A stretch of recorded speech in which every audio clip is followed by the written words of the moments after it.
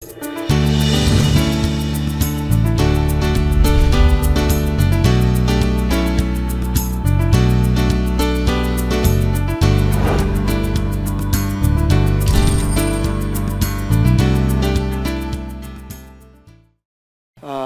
저는 우리 디트로이트 한인연합감리교회에 와서 이 주일 예배를 드리면서 영적인 자리라고 하는 말씀을 생각하면서 은혜를 받도록 하겠습니다. 이 신앙의 가장 본이 되고 우리에게 많은 신앙을 일깨워주는 복음을 전해준 사람이 사도 바울인데, 바울의 그 삶의 여정을 보면은 그의 자리가 5자리가 특징을 가지고 있어요. 첫째는 그가 자라온 배경 속에서 세상적 여러 가지 자격과 가치관을 형성시켰던 다소라는 고향 땅이 그를 성장시킨 것이고, 그리고 그의 인생을 180도 변화시켰던 자리가 다메섹이라는 자리에서 예수님을 만나게 되고, 그리고 그가 성령의 능력을 받았던 직가라고 하는 자리가 있고, 그리고 신앙의 연단과 훈련을 받았던 아라비아라는 자리가 있고, 그리고 그의 사역지인 안디옥에서 사역을 하다가 선교사로 파송을 받는 지역이 안디옥입니다. 바울을 이렇게 연구를 하다 보면 바울이라고 하는 사람의 그 있었던 자리에서부터 그가 새로운 인생의 길을 걸어가는 것을 보게 되죠. 그래서 오늘 저는 바울이 고백한 것처럼 고린도전서 15장 10절에 뭐라고 말하는 거니? 나의 나 된 것은 하나님의 은혜로 된 것이다. 내가 잘나서 된 것이 아니라 내가 이렇게까지 예수 안에 살게 된 것은 하나님의 은혜로 된 것이다. 그래서 내가 다른 사도보다 더 많이 수고했지만 내가 한 것이 아니라 그것조차도 하나님의 은혜였다. 이렇게 바울은 고백을 하고 있어요. 오늘 저는 이 바울의 그 삶을 이렇게 더듬어 보면서 그가 있었던 자리를 보면서 과연 나는 어떤 자리에 머무르고 있는지, 내가 하나님이 기뻐하는 영적인 자리의 수준이 어느 자리에 내가 머무르고 있는지를 좀 살펴보면서 그 자리에서 한 단계씩 더 도약해서 올라가는 그런 은혜의 시간이 되었으면 좋겠다라는 말씀으로 오늘 영적 자리에 대한 말씀을 증거합니다. 하나님의 말씀을 통해서 여러분들의 은혜가 있기를 축복합니다. 첫째로 사도 바울이 자랐던 자리가 다소라는 곳입니다. 다 돼지가 아니고 다소, 다소라는 자리죠. 오늘 본문에도 보니까 다소의 사람 사울이라고 이렇게 나오잖아요. 이 다소라고 하는 것은 바울의 그 세상적 가치관을 형성시킨 자리입니다. 그는 태어난 지 8일 만에 할례를 당하고요, 그 다음에 그는 이스라엘 족속이고 베냐민 지파고 히브리인 중에 히브리인이고, 뿐만 아니라 율법으로는 바리새인이었고, 또 문화로 얘기하면 최고의 학벌을 가지고 있는 가말리엘 문화에서 공부한, 가말리엘에서 문화에서 공부한 사람이고, 아주 율법도 능통했으면서도 로마의 시민권을 간직하고 있는, 세상적으로 보면 이 백그라운드가, 이제 뒷배경이 참 든든하고 좋은 사람이에요. 어느 곳에 가더라도 이 사람은 뒤처지는 사람이 아니에요. 누구 오고 만나도 내가 누군 줄 알아 할 정도로 아주 모든 자격을 완벽하게 갖추고 있는 사람이 바로 바울이라고 하는 사람입니다. 사람이 살아가면서 나에게 무엇이 가장 소중하냐, 그걸 중심에 담고 있는 것을 가치관이라고 얘기하거든요. 그럼 나의 가치관이 뭐냐? 어떤 사람은 인생에 살아갈 때 가장 귀한 것이 뭐니 해도 money다. 돈이 최고다. 그래서 사람은 돈이 많아야 행복하다. 그러면 내가 돈을 어디 가서 벌까? 돈밖에 모르고 살아간다면 그 사람은 최고의 가치가 돈이니까 사람이 그런 사람을 보고 얘기할 때는 수전노라고 얘기를 하게 되는 거죠. 그 사람 평가할 때. 또 어떤 사람은 인생이 뭐 하는 거냐, 인생이 먹기 위해 돈 버는 거 아니냐, 그래서 나의 가치관은 먹는 거다. 그 사람의 믿음은 뭐냐면 먹는 게 남는 거다. 그 가치관이 그거예요. 이런 집에 아이들은 학교 가서 수학을 못해요. 왜냐하면 10-4는 얼마냐 이렇게 물어보면 몰라요. 그래서 선생님이 얘기해. 사과가 10개가 있는데 4개를 먹었어. 몇 개 남냐? 그러면 걔는 4개요. 그래요. 그래서 선생님이 열받아. 야, 10개가 있는데 4개를 먹었는데 어떻게 4개가 남냐? 그랬더니 걔가 하는 말이, 우리 엄마가요, 먹는 게 남는 거래요. 그러니까 수학이 틀릴 수밖에 없잖아요. 그러니까 가치관을 어디다 두고 사느냐. 어떤 사람은 사람이 이 땅에 아무리 많이 가도 자기의 그 취미가 있어야 된다. 어떤 사람이 자기는 취미가 가치야. 근데 이 사람은 무슨 취미를 갖고 있냐면 낚시에 대한 취미가 있어요. 그러니까 이 사람은 뭐라고 한 거니? 나는 큰 물고기를 잡을 때 행복이다. 그러니까 그 사람의 믿음은 뭐냐면 큰 물고기가 행복을 갖다 준다. 이게 믿음이야. 그래서 낚시 갈 일이 생기면 그때는 주님도 안 보여. 그래서 고기를 잡으러 가요. 그런 사람을 보고 그런 행동을 하는 사람은 뭐냐면 강태공이라고 얘기를 하거든요. 지금도 이 낚시하는 사람하고 산악인들하고 싸운대요.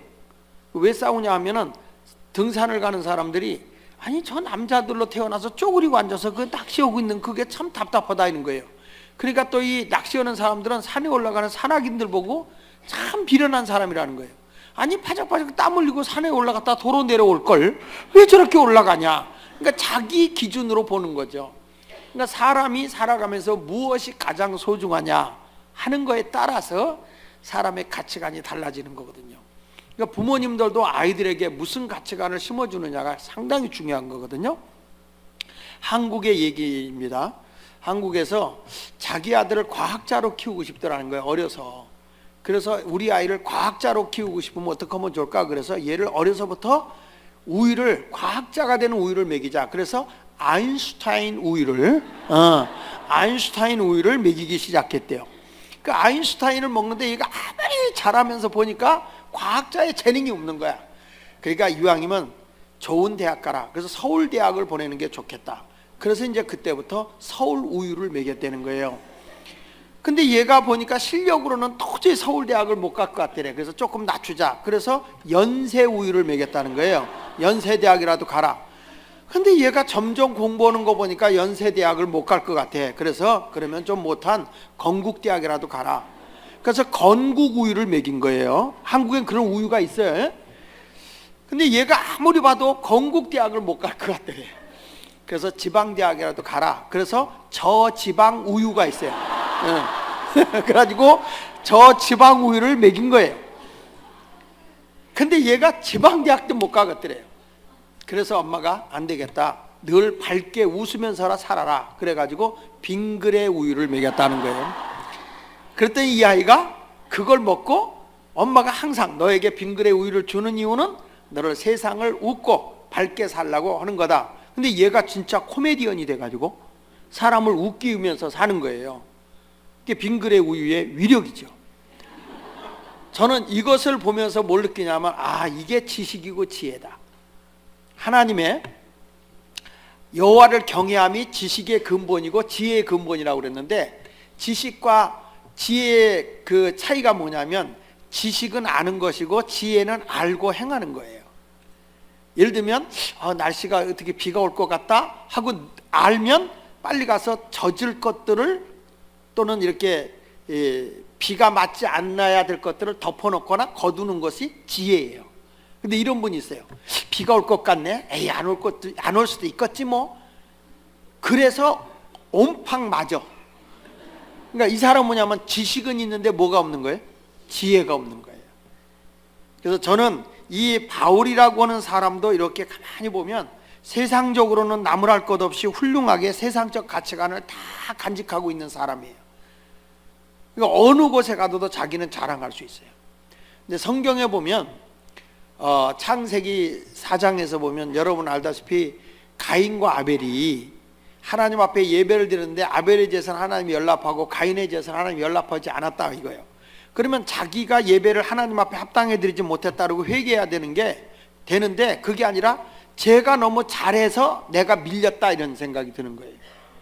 그래가지고 아벨을 미워하고 결국엔 죽이잖아요. 교회 안에서도 그래요.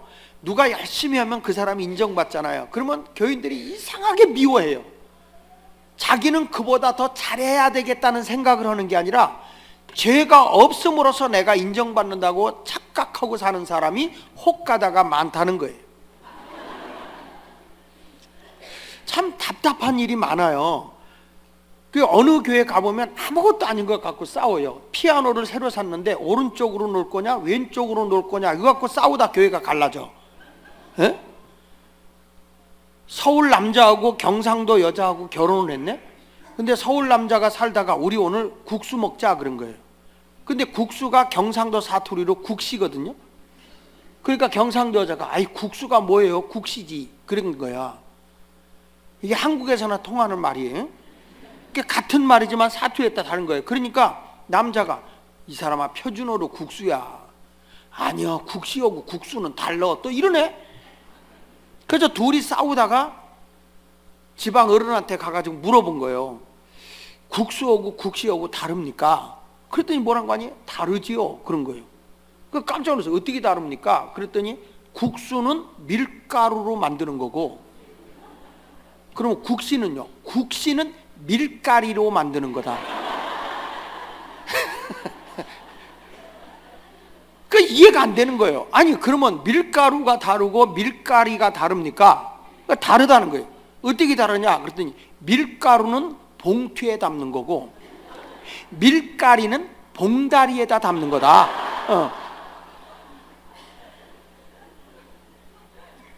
이게 다 같은 말인데 그러니까 이게 이상한 거예요. 그래서 다시 물어봤어. 그러면 봉투가 다르고 봉다리가 다릅니까?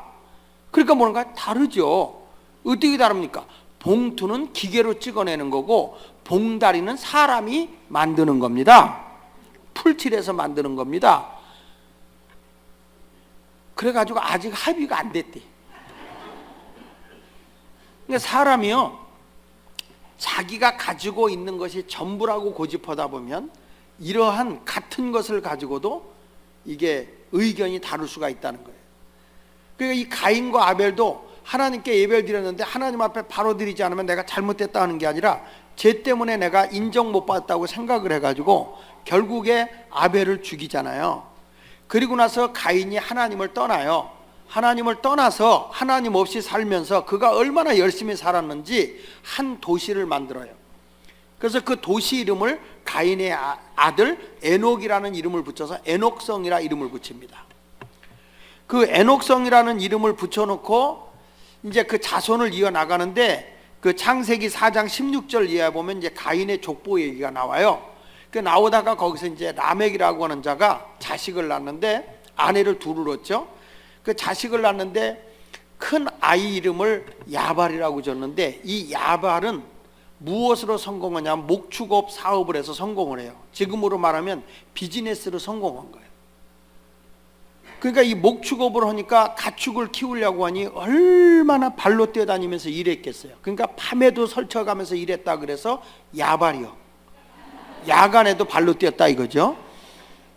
그 다음에 둘째 아들은 그 퉁소를 잡는 자로서 악기를 연주하는 음악가, 예술가, 예술인으로 성공을 해요. 그러니까 그가 연주를 하거나 노래를 하면 사람들이 춤이 저절로 나오고 노래가 저절로 나오도록 하는 다른 사람을 흥겹게 그 노래를 부를 수 있도록 유발시키는 사람이다. 그래서 이름이 유발이요. 유발.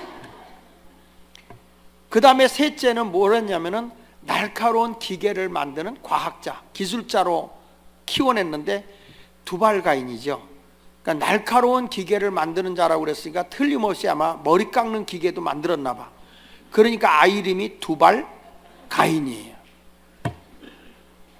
그것도 애들한테 그렇게 가르치면 안 되고 연상법으로 이제 기억하라 이렇게 얘기를 한 겁니다. 그러면서 이 라멕이 이런 얘기합니다. 나와 내 자손에게 해를 입히는 사람에게 내가 이런 7배로 보복을 한다는 거예요. 가인을 해하는 자는 하나님 7배로 벌을 내린다고 그랬지만 라멕이라고 하는 사람 얼마나 잔인한 사람인지 이런 7배로 보복을 하겠다. 그러면서 자기 이 가인의 후손들의 얘기가 성경에 나오는 거 보면 뭐라고 하니? 무엇을 이루었다. 무엇을 이루었다는 성취에 대한 얘기가 쭉 나와요.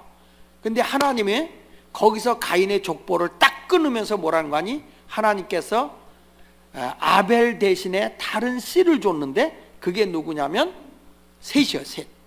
셋을 줘요. 그래서 성경에 보면 가인 다음에 아벨이 나오는 것도 아니고 가인이 나오는 것도 아니고 아담 다음에 바로 이어서 나오는 게 셋이에요. 셋. 근데 창세기 5장을 보면 창세기 4장까지는 가인이 무엇을 했다고 하는 성취에 대한 얘기가 나오는데 창세기 5장부터는 뭐가 나오냐면 아담부터 쭉 족보가 나오면서 희한하죠? 아이를 낳고 몇 세까지 살다가 죽었다. 그게 5장이에요. 그 5장을 읽어보면요 공동모집 비석 보는 것 같아요. 공동모집 가보면 몇 년에 태어나서 몇 살 살고 죽었다는 게 거기 딱 기록하고 가족 이름이 적히잖아요. 그와 같이 여기에 보면 아이 낳고 죽었더라 그것만 나와. 자 보세요. 창세기 5장에 이제 아담에 대한 이야기가 이렇게 나와요. 아담은 130세에 자기 모양과 자기 형상대로 자기 형상과 같은 아들을 낳아 이름을 셋이라 하였고 아담은 셋을 낳은 후 800년을 지내며 자녀들을 낳았으며 그는 930세를 살고 죽었더라. 그러니까 아담이 930세까지 한 일이 뭐냐면 애 낳다가 죽은 거밖에 없어요. 아무것도 한 거 없어. 성경에 보면 애만 낳고 죽었어요. 셋은요, 셋은 105세에 에노스를 낳았고 에노스를 낳은 후 807년을 지내며 자녀들을 낳았으며 그는 912세를 살고 죽었더라. 전부 다 이 창세기 5장은 애 낳고 죽었다. 가장 오래 산 사람이 누구예요? 답은 무두셀라예요. 가장 오래 산 사람이 누구예요? 이 동네 답을 가르쳐줘도 답을 대볼 않네. 무두셀라. 그 무두셀라는 969세를 살아요. 근데 무두셀라가 한 일이 뭔가 하고 봤더니 창세기 5장 25절에 무두셀라는 187세에 라멕을 낳았고 라멕을 낳은 후 782년을 지내며 자녀를 낳았으며 그는 969세를 살고 죽었더라.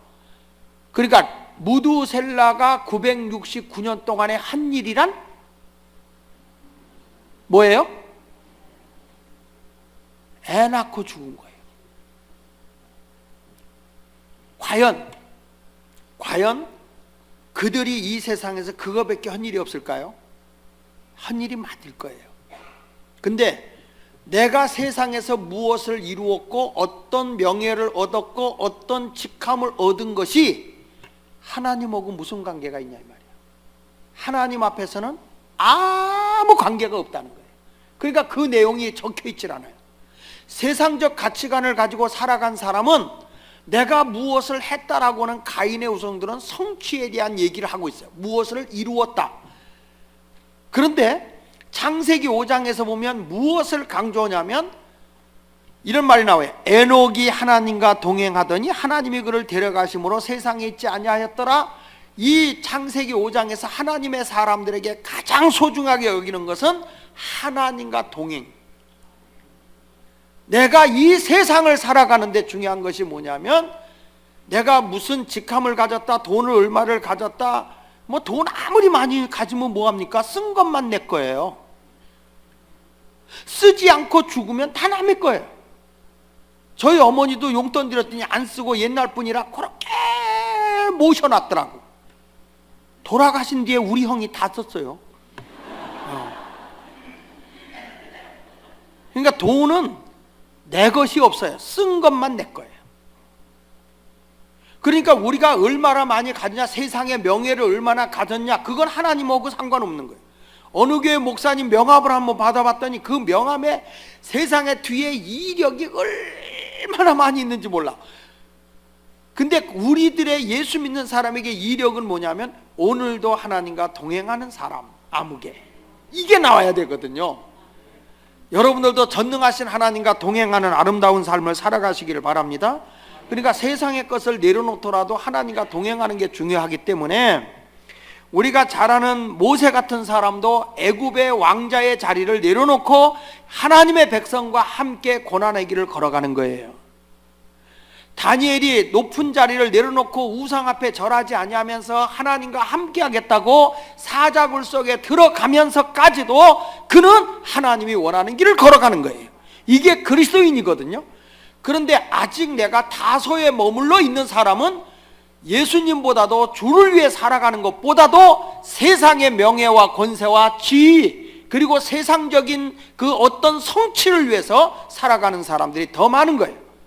이거는 평신도 되시는 분들만 그런 게 아니라 목사들의 세계 속에도 보면은 뭐 감독이 돼야 되겠다, 뭐 감리사가 되었다, 이것 가지고 나보고 막 미국은 안 그래, 한국이 그래. 그래가지고 막 험담하고 남을 물고 뜯고 물어서 그 하는 그런 걸 보면 교회를 다, 영혼들을 다치게 하면서까지 그런 일을 하는 분들이 많아요. 이것은 하나님이 기뻐하는 일이 아니라는 거죠. 바울은 세상의 모든 것을 뭐같이 버렸다고 그랬죠?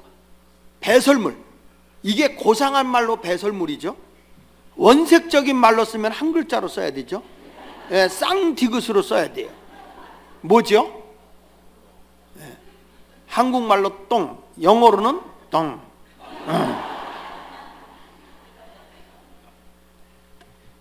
이런 세상의 것이 하나님 앞에서 뭐 이렇게 중요한지, 그런 걸 가지고 생명 걸고 하는 걸 보면 참 가슴이 아플 때가 참 많아. 여러분, 이제부터 세상의 것을 뭐 내가 높은 자리에 올라가는 게 나쁘다는 게 아니라 그걸 통해서 한 단계 더 올라가서 주 안에서 그런 걸 소유해야 되는데 주님 위에 그걸 놓는 게 잘못이라는 거죠. 그래서 바울이 이런 걸 가지고 예수 믿는 사람을 못마땅히 여기고 핍박을 하다가 그가 다소를 지나서 어디로 가냐면 예수 믿는 사람을 붙잡아서 옥에다 집어넣고 죽이기 위해서 다메섹이라는 곳으로 갑니다. 오늘 본문에 보면. 그래서 이제 두 번째 단계 다메섹으로 올라가는데, 그 다메섹은 어떤 곳이냐면 예수 그리스도를 영접한 자리예요. 오늘 성경 말씀 사도행전 9장 3절에 보면 사울이 길을 가다가 다메섹에 가까이 이르더니 호련히 하늘로부터 빛이 그를 둘러 비추는지라. 그가 완전히 예수님을 만나는 순간에 새 사람으로 바뀌어지는데, 사울아 사울아 하고 소리가 들려요. 강렬한 빛이 그에게 비춰오면서 폭 고꾸라졌거든요. 그래서 사울아 사울아 누구십니까? 나는 내가 핍박하는 예수다. 거기서 예수님을 만나는 거예요. 여러분, 사람이 어둠의 길을 걸어가다가 빛 대신 예수님을 만나면 인생 자체의 삶의 방향이 180도 변합니다. 천하에 그렇게 사악하고 거칠게 살던 사람들도 예수를 만나는 순간에 인생의 빛의 세상으로 바뀌어버려요. 그래서 누구든지 그리스도 안에 있으면 새로운 피조물이라 이전 것은 지나갔으니 보라 새 것이 되었도다. 새 사람으로 바뀌어지는 거예요. 저희 집도 예수가 오기 전에 저희 할아버지의 별명이 동네 분들이 그렇게 이름을 붙였다고 그래요. 승이 주씨에다가 이름이 정뱅이. 아침부터 술을 드시니까 저녁까지 그러니까 사람들이 얘기할 때 그렇게 얘기를 한 거예요. 저희 할아버지를 보고.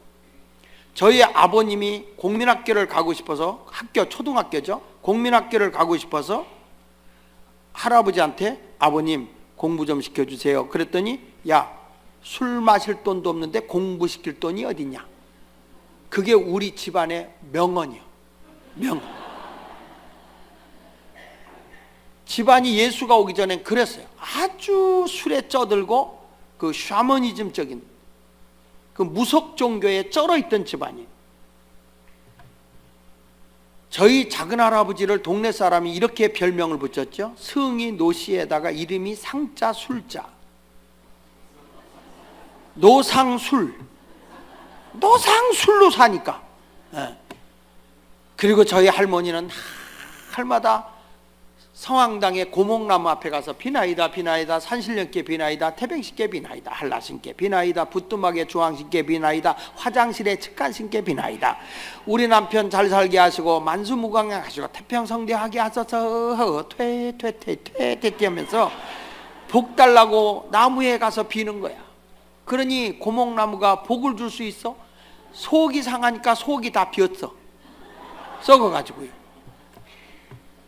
그 정도로 집안이 참 정말 형편없는 집안이었는데 아버님이 너무 배움이 그리워서 13살 때 교회를 찾아나가요.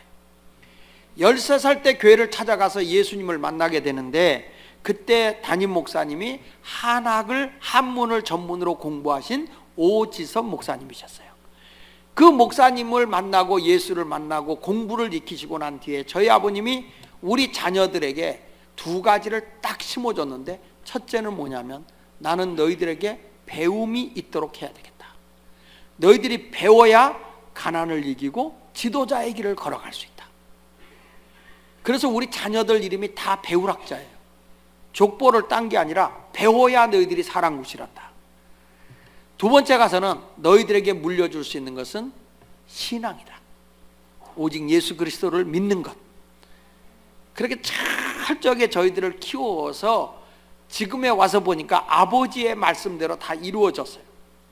저는 여러분에게 말씀하는 거예요. 만약에 우리 집안에 예수가 없었다면 사울처럼, 바울이 되기 전에 사울처럼 그의 삶, 자기 팽창의 삶, 자신만 믿고 화려한 학벌, 경력, 그리고 백그라운드만 믿고 힘쓰고 살아가기 때문에 인간성을 상실해버리는 포악한 인간이 되고야 말았을 거예요.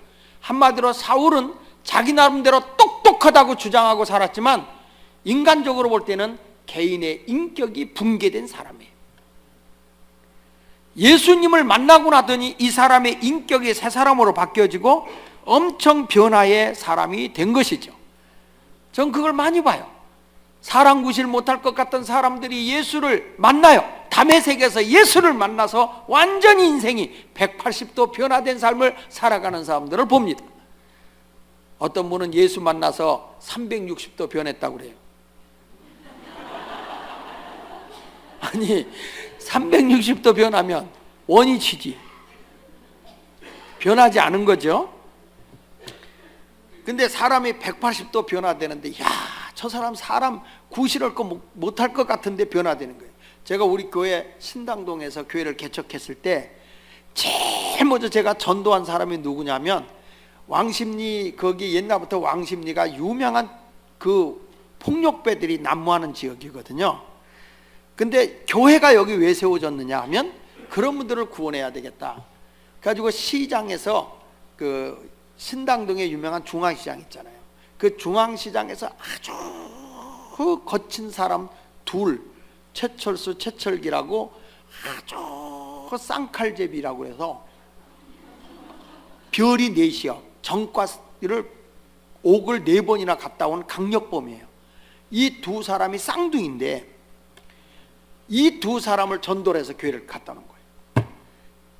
그걸 전도를 했더니 제가 이렇게 곱상하게 생겼잖아요. 근데 저도 좀 야성으로 자랐거든요.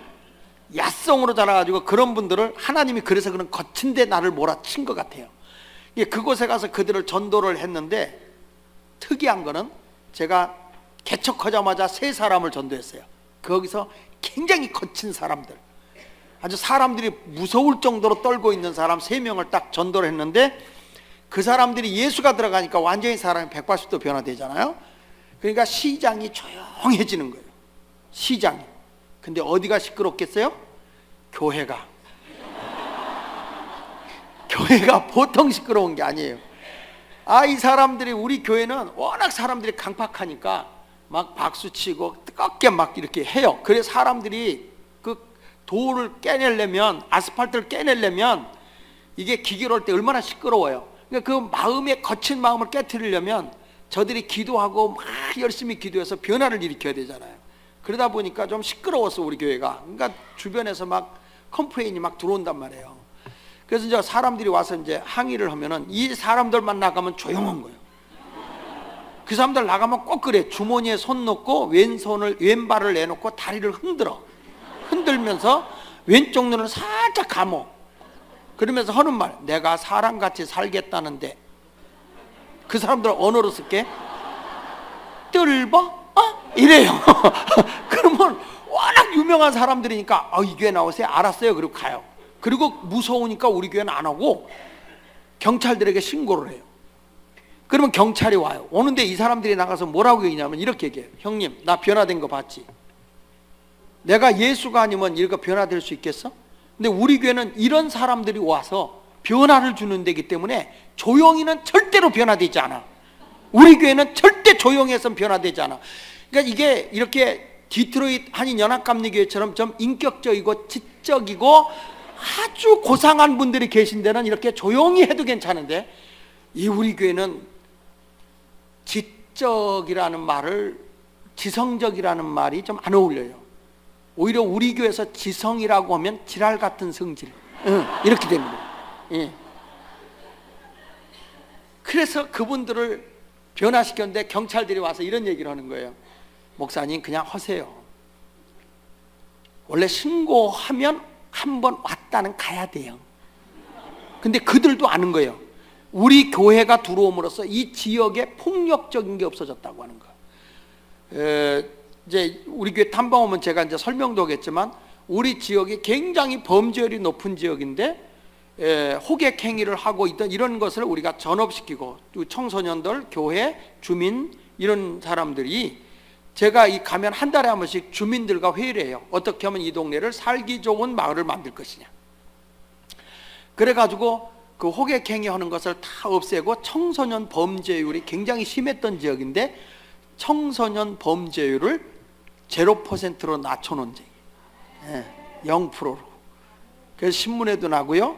그 청소년 대표인 친구가 유엔까지 불려갈 정도로 대단한, 그렇게 아주 그런 지역이에요.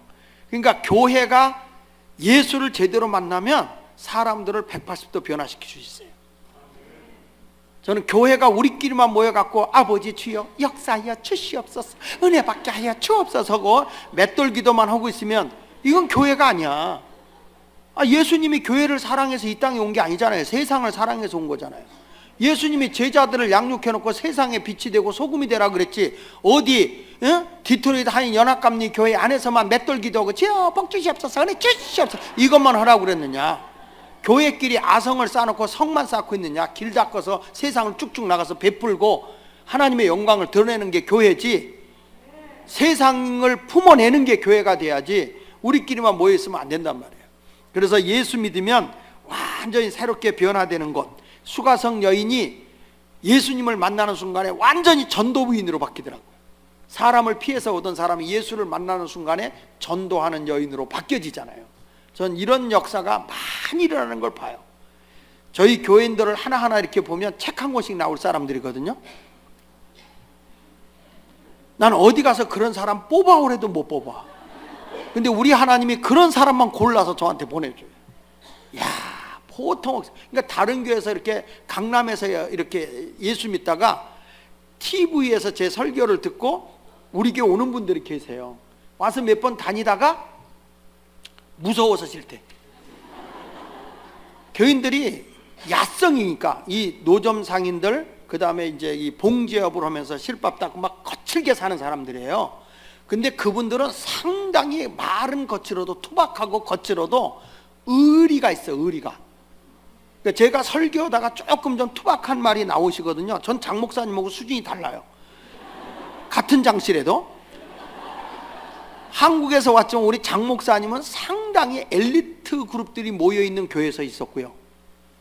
저는 그런 서민들과 함께 뒹굴르는 그런 모임에서 해가지고 와서 어떤 분들이 그래요. 아유, 장 목사님은 보기보다 좀 싸납다고. 양이 싸나운데 어떻게 목자가 순해가지고 양한테 바치냐. 그래서 하다 보니까 좀 거칠기는 한 게 있어서 많이 조심을 하는데도 툭 하고 튀어나와요. 양이 뒷발질을 한 번 하면 나는 5발을 해야 이 양이 길들잖아요. 근데 이분들이 정말 신앙 안에서 의리가 있어요. 제가 개척하면서 만 36년 됐는데 우리 교회에서 35년 이상 된 사람이 개척하면서 35년 이상 된 사람이 거의 100여 명 가까이 돼요. 그러니까 교인들이 거의 안 떠나요. 떠날 수가 없어요. 누가 그런 인간들을 받아 죽었어요. 교회나 오니까 집사님, 권사님 이렇게 불러주지 어디 가서 환영받지 못. 그러니까 이 친구들을 만나면 그런데, 야, 네가 정말 교회 다니는 거에 대해서 이해가 안 된다 이럴 정도예요. 그런데 그런 분들이 의리가 있자고요. 의리가 있죠. 어느 때 내가 강대에서 막 야단을 치잖아요. 그럼 우리 견뎌 하는 말 있어요. 아, 오늘 스트레스 확 풀렸어요. 이래요. 스트레스 받는 게 아니야. 대리만족이라는 거. 자기가 눌려 살다가 누구를 대신해서 야단치면 그게 자기에게 만족을 주는 거예요. 그러니까 별교인도 많아요. 달교인도 있지만 별교인도 많아요. 그래서 오늘 말씀을 생각하면서 여러분들이 예수님을 만나고 완전히 변화되잖아요. 그러면 이제 예수 믿는 그거 이제 열심히 신앙생활 하는 거예요. 거기서 한 단계 더 올라가서 아나니아를 하나님 부르더니 이제 다메섹에서 어디로 가려냐면, 아나니아야, 지금 바울이 직가에 가서 지금 기도하고 있다. 그에게 가서 기도해 주고 성령 받게 하라는 거예요. 그러니까 그때 아나니아가 뭐라고 얘기하는 거니? 제사장이, 하나님, 이 사람은 예수 믿는 사람을 잡으러 온 사람입니다. 작전입니다. 예수 믿는 사람 다 모이게 해놓고 잡아가려고 한 겁니다. 그때 하나님이 뭐라고 말씀하는 거니? 아니다는 거예요. 이 사람은 내가 이방을 위해서 내가 택한 자다. 15절 16절에 보면 주께서 이르시되 가라, 이 사람은 내 이름을 이방인과 임금들과 이스라엘 자손들에게 전하기 위하여 택한 나의 그릇이다. 그래서 아나니아가 직가에 가죠. 직가에 가서 기도를 하는 순간에 성령이 그에게 충만히 임하는 겁니다. 여러분, 어저께 제가 말씀을 드렸지만 예수 그리스도를 믿음으로 구원받아 천국 갑니다. 그런데 우리 주님이 우리에게 성령을 주는 것은 사역을 위해서 주는 겁니다. 일하라고 주는 거거든요. 그러니까 오직 성령이 너에게 임하시면 너희가 권능을 받고 예루살렘과 온 유대와 사마리아와 땅끝까지로 내 증인이 되라 그랬는데, 증인이 되리라 그랬는데 땅끝이 어디냐면 한국에 가면 땅끝이라는 해남이 있어요. 해남 땅끝 동네. 거기를 얘기하는 걸까요? 여기서 땅끝이라는 건 개인적으로 한번 얘기해 봅시다. 내가 현재 가 있는 자리가 나에게는 땅끝이에요. 내가 가정에 가면 가정이 땅끝이고, 내가 직장에 가면 직장이 땅끝이고, 내가 일터에 가면 일터가 땅끝이에요. 거기에서도 내가 그리스도의 증인이 되어져야 되는 거예요. 교회는 와서 예수를 믿는데 나가서는 예수님이 없고 전부 다 나요 나요. 그러니까 이게 그리스도의 일꾼이 되고 사역자가 되기 위해서는 이게 내 힘으로 되는 게 아니라 성령으로 되어지는 거기 때문에 하나님께서 아나니아를 보내서 그에게 기도를 해주게요. 그때 눈에 비들 같은 게 벗어지면서 성령의 충만함이 임했다는 거죠. 이게 뭐냐면 하나님이 성령을 주는 건 이방인과 임금들과 이스라엘의 유대인들에게 복음을 전하게 하기 위한 하나님의 특별한 역사였어요. 자, 여러분, 예수 믿고 교회 다니면서 예수 믿어요. 왔다 갔다 할 수 있어요. 그 사람 변화되는 거 얘기할 수 있어요. 그러나 우리 예수 믿는 사람은 거기에만 멈춰 있어서는 안 되고, 이제 이방인들을 위해서, 복음을 알지 못하는 사람, 예수를 알지 못하는 세상의 모든 사람들을 향해서 내가 증인이 돼야 되겠다. 하나님이 그것을 위해서 바울에게 성령을 부어 주신 것입니다. 그래서 나는 교회가 앞으로 사역을 쭉쭉 뻗어가려고 하면 예수 믿음의 자리에서 한 단계 더 올라가는 직가라고 하는 자리까지 가야 됩니다. 그것에 가서 성령의 충만함을 받아서 하나님의 복음 전도 사역을 이루어가는 성도들이 되시기를 예수 이름으로 축원합니다. 왜 그러냐면 여러분 보십시오. 바울이라는 사람이 복음을 전하러 갈 때 유명한 역사학자 토인비가 이런 말을 했잖아요. 유럽으로 바울이 복음을 들고 갈 때는 유럽의 문명을 들고 가는 것이었다.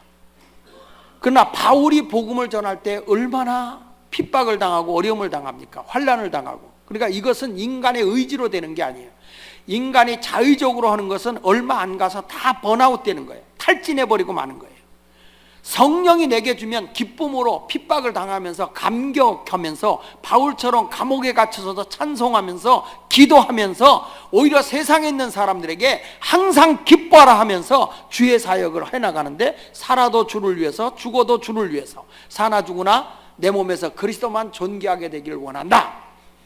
이게 내 의지로 됐잖아요. 제가 교회 성도들을 이렇게 주의 사역을 맡겨보니까 절대 맡긴다고 되는 게 아니고 설득으로 되는 게 아니라 성령이 그와 함께하면 기쁨으로 하더라는 거예요. 사모하는 교회가 돼야 할 줄 믿습니다. 저희 교회 하는 사역을 제가 잠깐 이야기를 하면서 왜 우리가 성령 받고 일을 해야 되는지 좀 말씀을 드리려고 하는 건데요. 저희 교회에서 하는 일이 참 많아요. 많이 하는데 이런 경우가 있습니다. 그 교인에게 이제 그 처음에 우리 학교가 시작된 것이 학교에서 퇴학 맞고 가출한 애들이 있었어요. 오갈 데 없는 애들이. 그래서 그런 아이들을 너무 보면 제가 뭐 거칠게 된 거 뻔하고 세상을 뭐 일명 우리가 말하는 양아치로 소망 없는 아이로 살 것 같더라고요. 그래서 15명을 제가 데리고 들어와서 우리 집 교회에다가 그러니까 거기 한국은 집이 좁으니까 옥상 위에 이게 집이 있으니까 옥탑방이라고 그러잖아요. 옥탑방. 예? 옥은 한문, 탑은 영어, 방은 한글. 그렇죠? 그러니까 이게 옥탑방. 그러니까 한국은 원래 이 비빔밥을 좋아하기 때문에 이렇게 다 그냥 한문도 또 영어도 또 한글도 이렇게 같이 비벼 넣잖아요. 옥탑방에다가 딱 놓고서 집사람하고 저하고 우리 애들이 거기 살면서 이 아이들을 돌보는 거예요. 얘들이 관리를 안 해주면 뛰쳐나가 버리니까. 이 아이들을 상담해 보니까 뭘 니들이 제일 하고 싶으냐 했더니 얘들이 제일 하고 싶은 게 음악이더라고. 음악을 하고 싶대. 다수가. 그리고 어떤 애들은 영어를 하고 싶고. 그래서 제가 미국에 집회 왔다가 뉴욕에서 버클리 음대를 졸업하고 오갈 데 없는 서울대 출신인데 굉장히 우울증에 빠져 있는 애가 있었어요. 그래서 내가 야, 그 최고 그 음악 나와서 왜 우울증에 빠져서 찬송가를 부르냐? 울고 싶어라. 왜 그러냐? 내가 정말 인생을 새롭게 살고 청소년들을 위해서 살고 싶으면 한국에 들어오겠냐? 근데 이 친구가 들어오겠다고. 그래서 그 친구를 내가 청소년 선교사로 임명을 했어요. 청소년 선교사로 임명하면서 이 아이들에게 영어를 가르치고 네가 음악을 잘하니까 음악을 가르쳐라. 야, 여러분 그걸 하니까 내가 굉장히 좋은 일 했잖아. 그렇죠?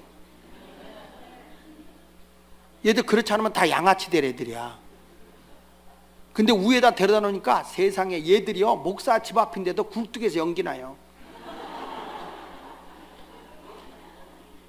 아무리 목사 얘기도 어느 정도냐면 정말 제가요 얘들이 그 5층에서 그 비 오면 그 우수관이라고 이렇게 타고 그걸 타고 내려갔어.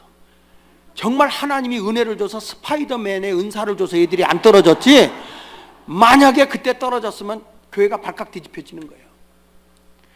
이게요 좋은 일은 아무나 하는 게 아닙니다.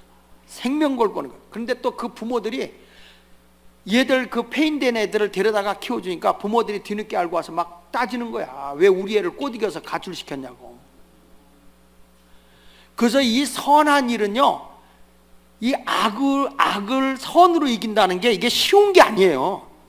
그래서 하나님을 사랑하는데 마음을 다하고 목숨을 다하고 뜻을 다해서 주 너의 하나님을 사랑하라, 이것이 첫째 되는 계명이요. 그 다음에 뭐냐면 둘째도 그와 같으니, 둘째도 마음을 다하고 목숨을 다하고 뜻을 다하여 내 몸같이 이웃을 사랑하라는 거 아닙니까? 그게 이게 성령이 아니면 못하겠더라고. 얘들이 15명을 다 공부시키고 검정고시, 여기로 말하면 GED라고 그러나, 이제 그 검정고시를 시험을 봐가지고 얘들이 고등학교를 졸업하고 대학을 시험 봤는데 15명이 다 붙어버렸네. 여러분은 할렐루야지, 할렐루야지. 15명 학비를 어떻게 되냐고. 15명 학비를 어떻게 되냐고요, 이걸. 그러니까 하나님이 특별히 저에게 은혜를 준 게 부흥회를 돌아다니니까. 그러니까 목사님 사례비라고 주잖아요. 그게 다 선교비니까. 그 얘들 학비를 교회 재정으로는 못하죠. 예산에 없는 거니까. 그래가지고 도네이션 좀 받고 좀 하자. 그 15명을 다 대학비를 대주고 다니. 난 정말 순교적 사명을 띠고 있어. 근데 얘들이 대학교 2학년 딱 올라갔는데 애들이 그때 제정신이 드는 거예요. 얼마나 공부 열심히 했는지 이 아이들이 장학금을 다 받는 거예요. 장학금 받는 걸 모아놓고 내가 학비를 했던 걸 가지고 내가 미국을 투어시켰어요. 얘들한테 꿈을 크게 가져라. 그래서 미국에 유학도 오고 지금 선생된 애들도 있고요. 15명 애들. 그래가지고 그들을 중심으로 해서 뭐냐면, 목사님 이왕이면 프로페셔널한 전문 학교를 세웁시다. 그래가지고 아이돌 걸그룹이 생겨나게 하는 그런 서울 실용음악 고등학교를 세운 거예요. 교육청 인가를 받은, 처음엔 대안학교로 시작을 했지만 그래서 그 학교를 시작을 해가지고 했는데 지금은 얼마나 유명한 학교가 됐는지. 이제 거기서 유명한 가수들이 나온 게 이제 젊은 사람들은 알 거야. 막 샤인이라든지 블락비의 지코라든지 이런 친구들이 다 우리 학교 출신들이에요. 그러니까 이 아이들이 와서 한번 공연한다 그러면 동네가 뒤집어져. 유명 가수들이니까요. 여러분들이 아마 그 아델의 헬로라고는 이예진이라는 아이가 유튜브에 올려놔서 노래 부른 게 있어요. 그게 6일 만에 1200 유튜브가 올라갔어요. 1200만 클릭이. 그래가지고 미국의 MBC 방송에 초대를 받았어요. 여기 와서도 인터뷰하고 노래도 부르고. 그 세계적으로 걔 하나 때문에 신당동이 뜬 거 아시는지 모르겠어? 자, 여러분, 제가 왜 이거 앉아서 얘들이 그렇게 젊은 애들이 오잖아요. 그 얘들을 통해서 나중에 막 하다가 마지막에 찬송가를 부르고 청소년들에게 지금 뭐냐면 NGO 운동을 하는 거예요. 기독교인들이 세상의 문화를 정복해서 하나님의 문화를 꽃피운다. 근데 이게 쉬운 일이냐고요, 여러분. 이게 상상할 수 없는 돈이 들어가는 일인데 이게 쉬운 일이냐고. 누가 스폰을 해주는 것도 아니면서. 그러면서 그들이 기도하고 지금까지 이루어 나갔는데 그저께 보니까 우리 학생들 멤버십하고 중국하고 연결이 돼가지고 중국에까지 가서 거기서 공연하고 거기다가 학교 수출하기로 계약을 했대. 한류를 만들어내자. 지금은요, 이러한 영광스러운 일이 있는 게 아니라 그런 일을 위해서 또 어르신들을 혼자 사는 노인들을 우리가 모시고 있어요. 자식들이 버려진 노인들, 섬기지 않는 노인들이 많아요. 그런 분들을 교인들이 돌아다니며 섬기고 있고 치료도 하고 있고 이런 일들을 하다 보니까 노인들이 다 우리 교회 와요. 장례가 많아요. 제가 여기 올 때도 제 카드를 우리 장로님한테 주고 왔어요. 수술해야 할 분, 방광 수술해야 할 분이 계신데 어떡하냐, 돈이 안 되면 쓰시오.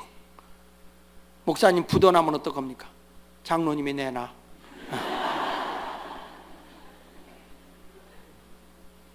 여러분, 우리가 선한 일은 인간의 의지로 안 되는 거예요. 그래서 성령의 도움이 아니면 못해. 이게 앞으로 이 디트로이트 한인연합감리교회도 제가 이번에 설교하면서 그런 얘기 있죠. 성을 쌓는 교회는 망한다. 역사적으로 성을 쌓은 나라는 다 망했다. 그러나 길을 닦는 나라는 흥했다. 로마, 미국, 유럽 길을 빵빵 뚫어놓은 데는 다 흥한다. 이 교회도 선교적인 길을 열고 봉사의 길을 열고 세상을 향해 길을 열고 서로 섬김의 길이 쭉쭉 열리면 교회는 점점 흥하지만 우리끼리만을 위해서 바벨탑을 쌓듯이 교회를 화려하게만 한다면 그 교회는 오래 못 가는 거예요. 저는 미국 교회에 와서 큰 교회들, 우리 UMC 가운데 큰 교회들, 뉴욕의 큰 교회들이, 뉴저지의 큰 교회들이 무너지는 걸 봤어요. LA에 가서 그렇게 큰 거였던 교회들이 바벨탑을 쌓더니 다 무너졌어요. 그러나 하나님의 영광을 위해서 길을 뚫고 나가는 땅끝까지를 하나님의 복음의 선교 사역을 하고 봉사 사역을 하고 나눔의 삶을 사역하는 교회는 하나님이 점점 더 흥하게 하셨어요. 이거는 인간의 의지로 되지 않습니다. 바로 직가의 성령이 충만했던 것처럼 사랑하는 이 교회가 직가까지 올라가는 교회가 되었으면 좋겠습니다. 사랑하는 여러분, 저는 그냥 내가 메시지로 전하는 것만이 아닙니다. 저희 교회가 세상을 섬기고 있기 때문에, 그래서 저희 교회는 마을이 교회고 교회가 마을이다. 그걸 위해서. 처음에는 장로님들도 정신 빠진 목사라고 얘기했어요. 원래 정신 나가야 예수 잘 믿어요. 세상 정신, 세상의 욕구는 버리고 오직 그리스도의 정신, 하늘의 미랄이 땅에 떨어져 죽어야만 많은 열매를 맺는 그 정신, 그것을 통해서 우리 디트로이트 한인연합감리교회도 그런 역사가 일어나기를 바라고, 제가 우리 장 목사님을 일찍이 그 열정을 보시거나 모든 거 보면 영혼들에 대한 관심과 또 어려운 자를 보면 베풀기를 좋아하시는 걸 일찍이 많이 봤거든요. 당신의 명예와 뭐 부를 위해서가 아니라 그리스도의 영광을 위해서. 원래 장씨가 베풀장이거든요. 그래서 이 베풀어야만 장씨예요. 이 교회가 아마 한인교회에서 이제 손가락에 들어가는 UMC 교회인데 거의 한인교회에서는 탑 클래스에 올라갈 정도의 교회가 되었는데, 숫자가 많다 뭐다 하는 교회가 되지 말고 세상을 품어 올리는, 세상을 정말 그리스도의 빛으로 이끌고 광명하게 만들어가는 그런 교회가 바로 디트로이트 한인연합감리교회가 되시기를 예수 이름으로 축원합니다. 기도하겠습니다. 사랑하는 여러분, 나는 어느 자리에 있는가를 생각해 보겠습니다. 여러분들이 지금 옛날이 세상적 가치관을 가지고 있는 다소에 머무르고 있는지, 예수를 믿고 구원받았다고는 예수 믿는 자리에서 교회 안에서만 멈춰있는 다메섹의 사람인지, 아니면 세상까지를 품어내고 세상까지 이끌어내겠다는 직가에까지 가 있는 성령의 사람인지, 난 이번에 여러분들이 이런 성령의 사역을 위해서 세상을 품어내고 세상을 구원하기 위해서 교육관도 짓는 걸로 압니다. 많은 세상에 빛이 되고 소금이 되는 교회 성도들이 되십시오. 이제 여러분, 하나님을 위해서 내 일생 죽기 전에 옥합을 깨트린 여인처럼 주님의 영광을 위해서 내 인생의 가장 소중한 것을 주님을 위해 옥합을 깨트릴 수 있는 믿음의 용기가 있어야 합니다. 복음이 전해지는 곳마다 기념이 될 만한 증거가 있는 삶. 지금까지 뭘 위해서 내가 살았는가? 나를 위해서 살았다면 이제는 하나님의 영광과 인류의 유익을 위해 살아갈 수 있는 그런 그리스도인인 성령의 사람이 되게 하여 주시옵소서. 우리 다 같이 결단의 기도하겠습니다. 다 같이 한 음성으로 기도합니다. 할렐루야. 살아계신 하나님 아버지, 은혜와 사랑을 감사합니다. 오늘 이 주일 예배를 통해서 하나님, 우리가 다시 한번 주의 말씀을 생각합니다. 이제 이 사도 바울이라는 사람이 다소에서 세상적 모든 가치관을 다 형성하고 자기중심적인 삶을 살았지만 다메섹에서 예수를 만나고 예수 믿고 변화된 사람이 되었습니다. 예수 믿고 변화된 사람으로 교회 안에만 머물러 있는 사람이 아니라 직가에 가서 성령의 사람이 되어져서 이방인들에게 복음을 전하는 위대한 사역자가 된 것처럼 우리 사랑하는 교회의 성령의 자리인 직가의 자리까지 가게 하여 주셔서 세상을 섬기고 세상을 이끌어가는 아름다운 삶을 살아가도록 도와주시옵소서. 우리 성도들에게 그와 같은 비전과 꿈을 주옵소서. 예수님의 이름으로 기도합니다. 아멘. 사랑의 하나님, 감사합니다. 세상적인 것에 취해 있는 자리에 있다면 예수 믿는 자리로 가게 하시고, 예수 믿고 구원받았다고 하는 다메섹에만 머물러 있고 교회 안에서만 예수 믿는 것 같은 생활하지 말고 이제는 직가까지 올라가서 성령을 받고 이방인들의 복음을 증거하는, 세상을 품어낼 수 있는 그런 사역자들이 많은 교회, 바로 디트로이트 한인연합감리교회입니다. 이런 교회가 되게 하시고 이런 성도들이 되게 하여 주옵소서. 여호와여, 나는 영적 자리가 어디인가요? 혹시라도 다메섹에만 머물러 있고 직가까지 올라가지 못했다면 이번 집회 후에 직가까지 올라가 성령 충만하고 세상의 사역자들이 되는 그런 믿음의 용사들이 되도록 인도해 주옵소서. 예수님의 이름으로 기도합니다. 아멘. 우리 지난 3일 동안 우리 시간 우리 은혜를 많이 주셨습니다. 여러분, 한국에 가시면은 신당동에 있는 예수마을교회, 여러분 시간 되시면 꼭 한번 가보시고요, 또 많이 또 배워보시고 또 은혜를 나눴으면 좋겠습니다. 우리 지난 3일 동안 또 어제는 또 같이 또 기도해 주시고 또 시간 정말 쏟으신 우리 목사님께 감사하고요.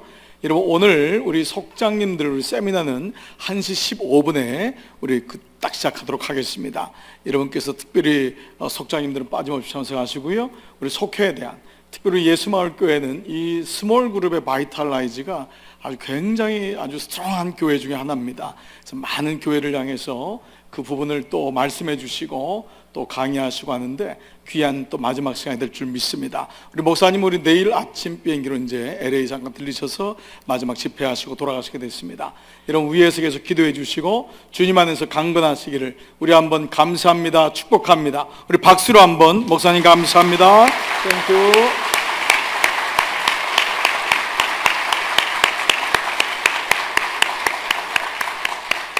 이 시간 우리 다 자리에서 한번 일어나실까요? 우리 399장 우리 마지막 찬양하시고 우리 목사님 축도하심으로 이제 오늘 주일 예배 모든 봄철 부흥 집회를 마치도록 하겠습니다. 우리 감사함으로 우리 힘있게 우리 박수하면서 찬양합시다.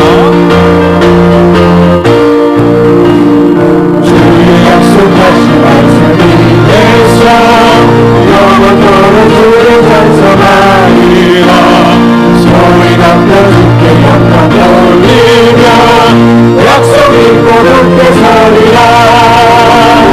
굳게 서리 영원하신 말씀 위에 굳게 서리 굳게 서리 그 말씀 위에 굳게 서리라. 주의 약속하신 말씀 위에서 세상 영광을 용서할 때에 말씀으로 힘써 사월 이기며 약속 믿고 굳게 서리라. 굳게 서리 영원하신 말씀 위에 굳게 서리 굳게 서리 그 말씀 위에 굳게 서리라. 주의 약속하신 말씀 위에서 영원하신 주의 사랑이 있고 성령으로 힘써 사월 이기며 약속 믿고 굳게 서리라. 굳게 서리 영원하신 말씀 위에 굳게 서리 굳게 서리 그 말씀 위에 굳게 서리라. 주의 약속하신 말씀 위에서 성령 인도하는 대로 행하며 주의 꿈에 항상 같이 걸으며 약속 믿고 굳게 서리라. 굳게 서리 영원하신 말씀 위에 굳게 서리 굳게 서리 그 말씀 위에 굳게 서리라. 이제는 교회 머리가 되신 우리 주 예수 그리스도의 은혜와 하나님 아버지의 극진하신 사랑과 성령님의 감화 감동 역사 교통 인도하심이 하나님이 가장 기뻐하시는 영적인 자리에까지 가기를 원하는 모든 심령들 머리 위에 가정 위에 온 식구들 위에 교회와 이 지역과 나라와 민족 위에 고국 위에 이제로부터 영원토록 함께 하시기를 간절히 축원하옵나이다. 아멘.